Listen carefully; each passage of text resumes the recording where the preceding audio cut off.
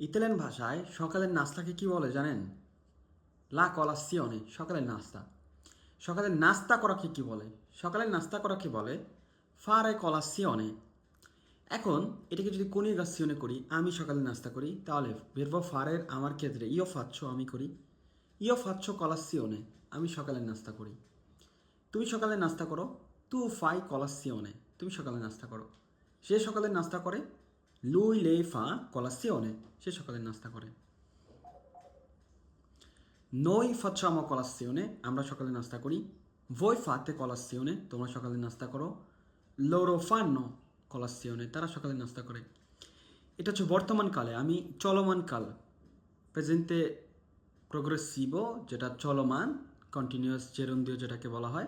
Sto facendo colazione, আমি সকালে নাস্তা করতেছি। এখন আমার যদি করা শেষ হয়ে যায় তখন আমাকে বলতে হবে ho fatto colazione, ho fatto colazione, আমি সকালে নাস্তা করেছি। এখন আমি যদি তোমাকে জিজ্ঞেস করতে চাই তুমি কি সকালে নাস্তা করেছো, hai fatto colazione, তুমি কি সকালে নাস্তা করেছো,